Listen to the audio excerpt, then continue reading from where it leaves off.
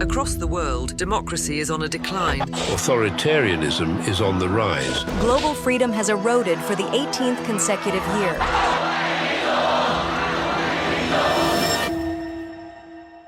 Audrey, Tang, what is your greatest hope for democracy across the globe? That people see democracy as a social technology, something that people can construct together, that they can improve in the here and now. We can code up political systems.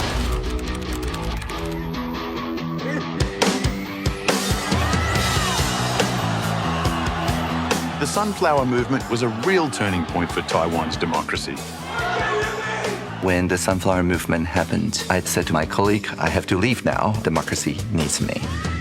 I brought a very long cable for internet connection. I live streamed through Twitter. Everybody saw it is possible for democracy to evolve, to come up with novel policies simply by asking the people, what should we do together?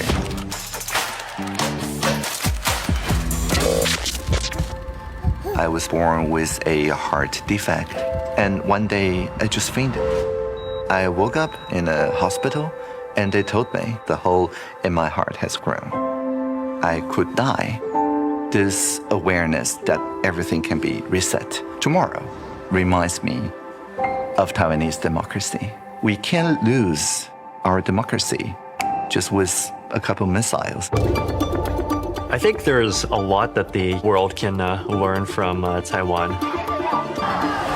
The US is running on a 250-year-old operating system. There is a strong desire to move beyond this and properly rethink from first principles. What would democracy in the 21st century actually look like?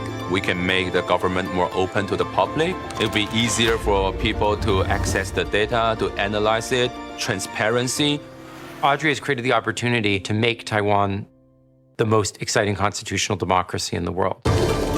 I think it's a very critical moment. China really wants to invade Taiwan. 祖国统一是历史必然. You're sitting on a place that is the flashpoint if there's going to be World War III. And yet there's calm in the eye of the hurricane. And that calm, I think, emanates from all that Audrey's done. We can become co-creators of our democratic system, reconfiguring society in a way that is more transparent, more inclusive, more fair.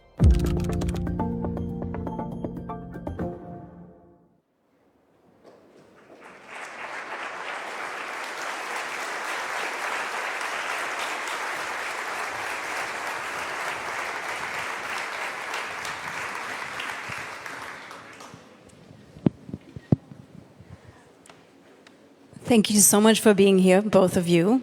It's a real honor to be here with you. Audrey, you spoke at Republica in 2019, and I think the audience will know you most likely as the first digital minister of Taiwan. When you were here in 2019, you read your beautifully crafted job description, which I will not so beautifully summarize as your role was not just to manage digitization or digital transformation. Your role was to actively shape the future of technology and the trajectory of this future. Which stars need to align for someone who calls themselves a civic hacker to be appointed and given such a broad and ambitious mandate? Thank you for the great question. As you saw from the trailer, the Sunflower Movement in 2014, we made a point of calling ourselves demonstrators, not protesters.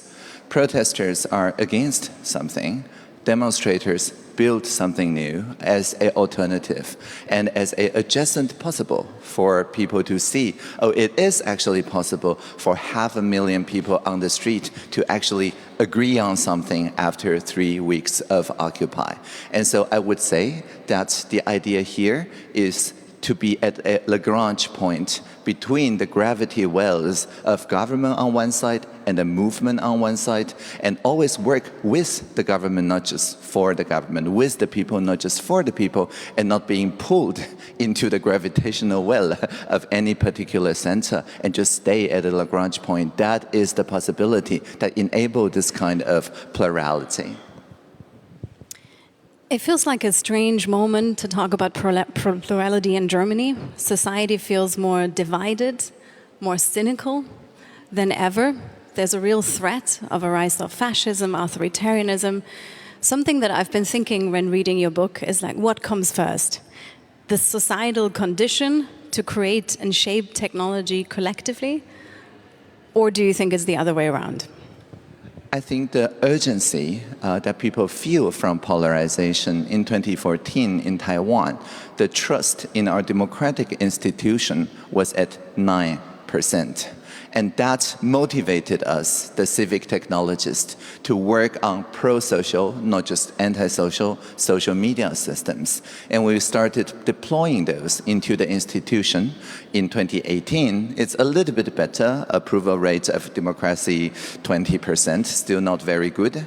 But now, with the Tsai Ing-wen administration, the second term, she exited with more than half of approval, but the trust in democratic institution is at a historic high, and the three parties in our parliament after the January election don't polarize across each other. There's no room for conspiracy theory of polarizing attacks, even though that we are under the most attack by the most resourceful adversary. For 10 years now, they backfired. They had no effect. So my point is that the polarization serves as a trigger, a urgency, and we need to take a demonstrator's attitude by demoing that pro-social social media is possible. We're also here today because the two of you wrote a book together. We can show it up. And the book is called Plurality. The book does two things. It describes the world how it is, and it also describes what our world could become. And I want to talk about both of these and start with where we are. You mention a whole range of concerns when it comes to the current state of technology. Just to mention a few: privacy and surveillance, social fragmentation, economic inequality, a lack of accountability, and the monopolization and power concentration in tech. We don't need to go through all of them, and I don't think we have the time, but my sense is from talking to policymakers, politicians in Germany, that one of these aspects really isn't widely understood. And that's how monopolized and centralized technology, especially in the infrastructure component, is. So my question to you, Glen, as an economist, can you explain that to our audience? Well, the tech world has a lot of different aspects to it. There is the cloud infrastructure layer. There's the production of chips that lies underneath it. There's applications that run on top of this. And there are many different kinds. There's, kind of the more AI type applications. There's the more consumer-facing applications. At almost every layer of this stack, you have some of the most concentrated markets that we've seen at that level of social centrality pretty much ever in history. Maybe late 19th century, certain aspects of the United States were equally concentrated, but it's really hard to find precedent for these. And I think the really important thing to realize is that there's nothing surprising or unpredictable about this at all. In fact, it's not just predictable, it's predicted. So the founder of the internet, J.C.R. Licklider, in 1980, wrote a paper saying that if the public investment to build these aspects of the stack was withdrawn as it was being withdrawn at the time, that you were going to end up with precisely this kind of monopolization, because as is widely understood, there are network effects, there are economies of scale that are incredibly important for this part of the internet. So if you leave it to the private sector, you're going to end up with monopolies, and that's precisely what we've ended up with. So we know why market concentration is bad for markets. Why is it also bad for democracy? Because you've given, antitrust is not originally about economics. The original antitrust laws in the United States, the main argument for them was that we shouldn't have a king as a political power, nor should we have a king over the production, distribution, or transportation of any of the necessities of life. And what we've done is put kings, unfortunately not enough queens, kings in charge of most of these industries. And because there is no separation between economic life and social life, because the way that we do our militaries, the way that we do our social conversations travels over the same infrastructures that economic affordances do. We've given the political power to people in a small number of geographies, in a small number of countries, with a small set of demographics, separated from most of the rest of their societies. Your book discusses a central tension. So on the one hand, you describe technology's attack on democracy, and we talked a little bit about that now. But you also describe what you call democracy's hostility towards technology. In the German discourse, protecting rights, or like human rights, and technological innovation are often seen as diametrically opposed, that there's an inevitable trade-off between the two. I got the impression from your book that you take a very different perspective on that. So you praise European regulation, but you also criticize, and I very much agree with you, that there's a real lack of vision. Why do we need a vision? What do we gain when we have a vision? What do we lose when we don't have that? Yeah, 数位 in traditional Mandarin in Taiwan means both digital and plural. So I was the Minister of Digital Affairs, but I'm also the Minister of Plural, like affairs. And this is an important idea because instead of seeing things as one-dimensional, like during the pandemic, many people see privacy on one side, public health on the other, and there's a dial somewhere. You have to make a choice, and it's always a bad choice because you sacrifice some fundamental values.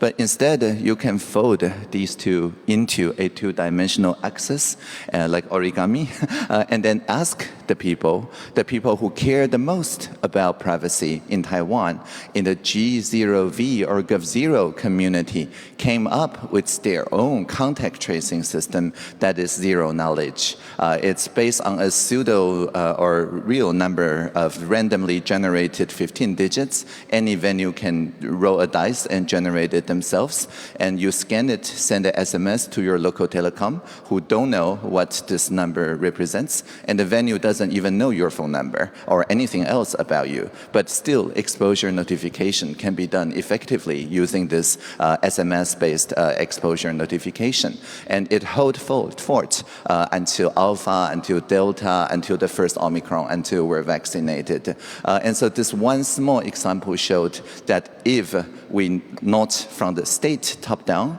not from the private sector, wait for Google or Apple, but ask the human rights activists what are the design specifications you want in a plural way, then you end up with people first, public-private partnerships that we then implement what the people wanted instead of doing any top-down control. There are many, many examples like that in Taiwan for collaborative fact-checking and so on, but in the interest of time, I would just stress that the digital public infrastructure must also be digital plural infrastructure.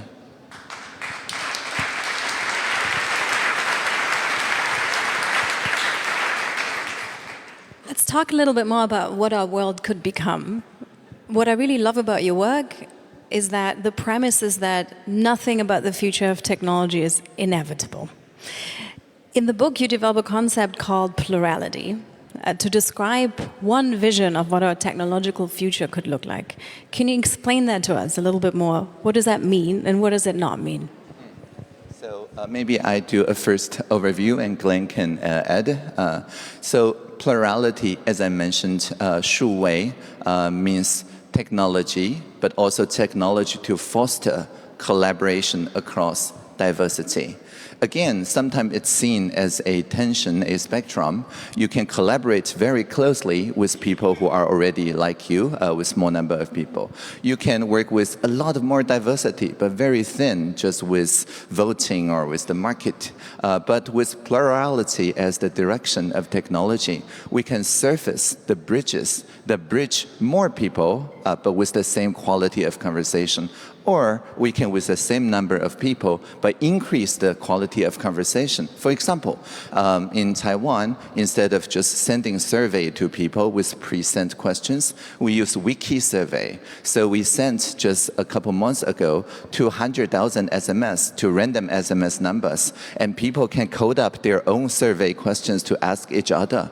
And using a mini public, 450 people randomly stratified, sampled a microcosm of our community, held an online assembly facilitated by AI that doesn't compress their ideas with lossy compression like just a headline, but rather with full nuance compressed, and we just wrote it into law, into the draft. It's now in the parliament to put a stop on scams and AI deepfakes for social media. So with this new technology, we do not have to make a sacrifice on the degree of collaboration or the number of diversity. I don't know whether Glen would like to add something. Well, I'll just take a little bit more of sort of an academic definitional version, which is to say our idea of plurality derives from really three sources. One is the great German Jewish philosopher Hannah Arendt, who defined plurality as the fact that we are not separate individuals and a social whole, but instead a diverse set of people and a diverse set of social groups that intersect with each other. So it's that vision of what society is, not atomized and collective, but instead diverse and intersectional. Second, that there is potential energy in what often erupts as social conflict. The reason we get social conflagration is because there's energy there. But if we can build engines, as Audrey has done in Taiwan, then we can harness that for progress rather than dissipate it as conflict. So that's really the essence of plurality, and we identify it with the ideas of Arendt, Daniel Allen, and the work that Audrey's done. I want to dive a little bit deeper into the question of what do we mean by public infrastructure? Where does the money need to go? In your book, you say you want to give money to open source and other non-profit developers or mission-driven developers of technology. Yet many of the examples you share throughout the book, you prominently cite X-Road or India Stack. Exactly. But you may also mention the use of large language models throughout the book, the India Stack. So many of these examples currently depend on infrastructure, cloud, that is neither open, nor public, nor accountable, but owned by a handful of companies, Amazon, Google, Microsoft. So my question to you is, where in this stack do we need to invest so that the technology is truly plural? Yeah, I want to push back a little bit on that because the language model that I use to reply to my email is entirely trained on my MacBook. And it runs Linux too. But anyway, the point is that we can now, with just personal computers, do fine-tuning and training for language models without the need to concentrate that. The concentration of power is a myth that many, the largest frontier labs would like to tell you that you have to run it in the cloud because the edge is not powerful enough. But technically that is not true because I've been tuning it for the past year, right, locally. And so the local computation, the community computation, just like Linux, personal computers, Arduino, or Raspberry Pi, or things like that, is part of the maker movement. And the more we realize that the language model is just a fancy, compression algorithm that you can run on the edge, the more that we have the control back. So I think, of course, the frontier labs and so on for developing the algorithms, but those algorithms, because they are public code, we fund only the digital plural infrastructures that aligns those models to the Taiwanese norms. If you want to know details, it's called alignment assembly, where people co-create the constitutions to align those language models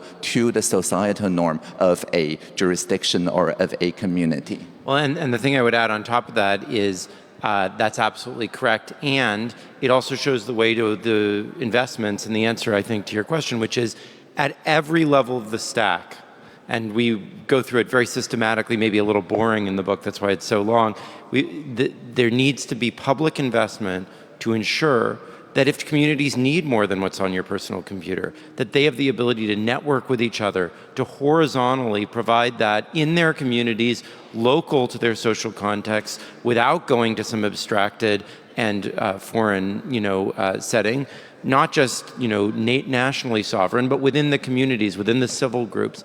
And they can share those resources so they can get to the scale that they need to implement those things if their personal devices are not sufficient themselves. Let's talk a little bit more about some of the visions that you articulate. What is an example of a practical implementation of plurality? Yeah, so I mentioned alignment assemblies. And in addition to tuning the Taide trustworthy AI dialogue engine to the societal norms, alignment assemblies have also been used in Taiwan, as it is in the US, by Anthropic for the Claude model to uphold justice or human rights or things like that. Because as Glen mentioned often, and in the book also, the developers of such cutting-edge technologies, they do not share the same diversity as the actual population. So even though, like people in Anthropic, they have a constitution of their AI drawn from the UN Human Rights Declaration and so on, it may not actually reflect what people want from the interactions with AI models. So with the same alignment assembly way, they sampled 1,000 statistically representative Americans and a lot more rights, like people with different abilities. Like, why do AI assume that people are walking, whereas some people are not walking but in a wheelchair or different vehicles and so on? Many, many different facets of life can be surfaced if you ask the people and use this kind of nuanced compression to ensure that they end up working with each other to surface the bridging ideas. Now, this bridging idea is also used in X.com for community nodes as like a jury duty, right? But think about if we make community nodes the primary interface for social media across different social media that must be interoperable with each other. That will be also a change, and the Taiwanese COFAX community is working on that sort of a vision. And so there are many, many different ideas used in Taiwan, but they all hinge on the idea of bridge making, first across short distances, but then over longer distances, so people that were originally opposing each other can find the understandings to where they can push something common forward. And the other thing I would emphasize is that the point of bridge making is not solely to bring more consensus. It's actually to bring more division, but a new kind of division. Because if we can, across the things that usually divide us, find bridges, we actually find new social divisions between the bridge and the other side of that divide, so that we have more conflict, but more diverse conflict. Conflict that brings us together on some things and apart on other things with everyone, so that there is a fabric in society where we can always find alliances and also always find points on which we can gain by conversation across those differences. Your book comes at a very critical time where countries around the world are shifting away a little bit from neoliberalism towards industrial policy, a broad term that includes public investments. So on the one hand, that also comes with risks. So we could, on the one hand, mobilize public money to create radically different alternative visions of our technological future. We could also end up in a very different place. And that could be what it currently looks like, is that we're heading towards an AI arms race, where countries compete for national champions and monopolists, where there's a real risk that all this public money ends up primarily benefiting the 3-5 companies that are already dominating this economy. What do we need to do to stop that? Well, I mean, in Taiwan, we invest for high schools or even primary schools this idea of digital competence, not literacy. Literacy is when you consume, competence is when you make, when you co-produce. And we offer public compute, part of the National Center for High-Speed Computation. And so if you offer public compute to the most local people, and these are often under 18 years old, and through ideas like Ideathon or presidential hackathon where they can choose to implement something that work for their district or their municipality, and then the president pre-commits to give the top 5 team chosen by quadratic voting and the new democratic methods and so on, so that their idea, there's no cash money, there is no prize for the presidential hackathon other than the projector that shows the president giving you the trophy. It's very honorary, but the promise really is to turn that local infrastructure, local proof of concept, into the public digital infrastructure of the next fiscal year. Because we succeeded in telling our audit office and our budget office that this is the same pocket of money as highway, as bridges, as airports. They're exactly like airports, actually, where you can connect to different parts of the world and so on. So with these pockets of money, actually, the civic innovators are maybe not the best one to operationalize or to maintain and things like that, but they're the best to design the specification in a right-affirming way. So by separating the discover and define with the develop and deliver and use public budget for this, we amplify even the 15-year-old, 16-year-old. There are many of them in the book as co-authors and co-writer and co-designers to feel they're already part of democracy. And that, I think, is also a societal resilience policy, not just industry policy for local startups. It's more zebra and less unicorns, but we also have some unicorns that grow from zebras. I love that, more zebras.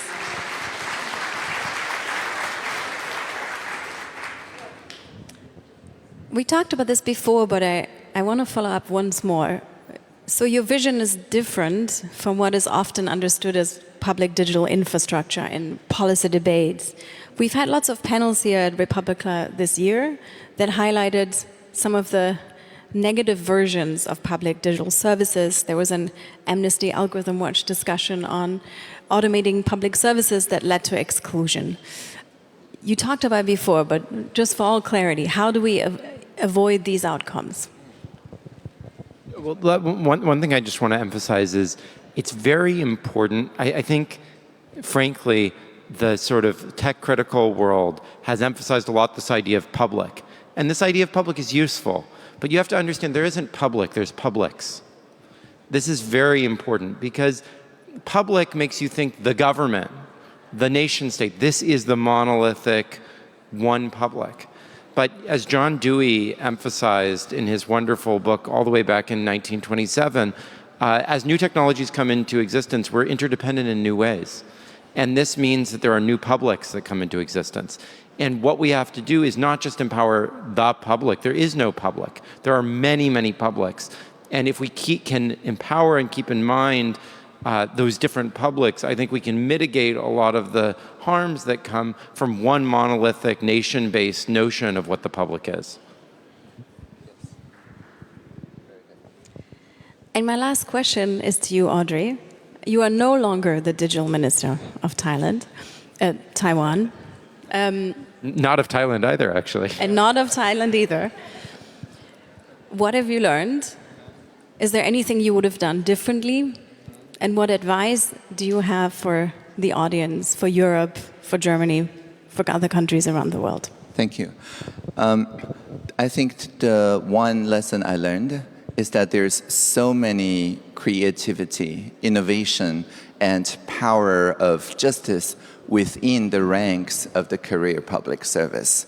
It was just because they're silent, they're required to be silent in many cases where they cannot just write an op-ed or something. But there are many innovators, many creators. I mentioned alignment assemblies that works for the AI models, for the social media harms and things like that. But actually this kind of mini public or internal democracy is also something we practice in the ministry also. Of the 6,000 permanent workers, the public service is about 600.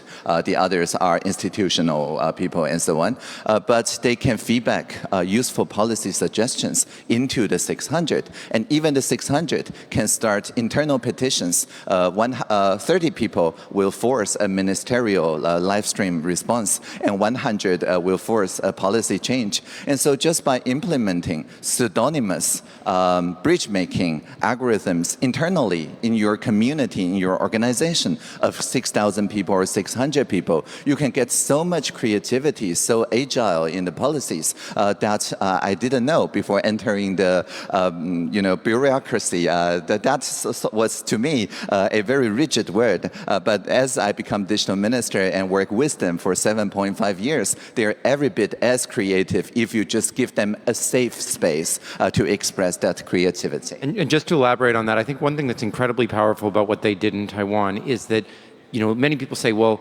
how can you get the government civil servants to relinquish the power to the civil sector, to the hackathons and so forth? But actually, often, the public servants are the most excited about that opportunity because they don't have the chance to express their creativity.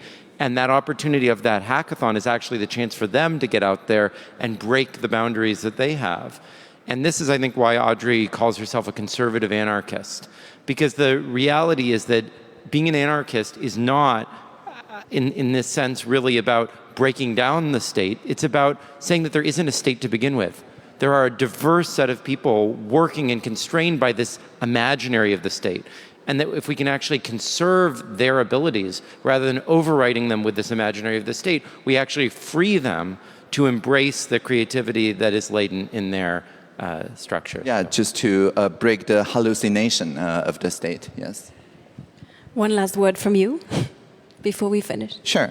So I would still like to quote from my original job description, if you are okay. Please. Okay. So when we see the Internet of Things, let's make it the Internet of Beings. When we see virtual reality, let's make it a shared reality. When we see machine learning, let's make it collaborative learning. When we see user experience, let's make it about human experience. And whenever we hear the singularity is near, let's always remember the plurality is here. Thank you. Thank you.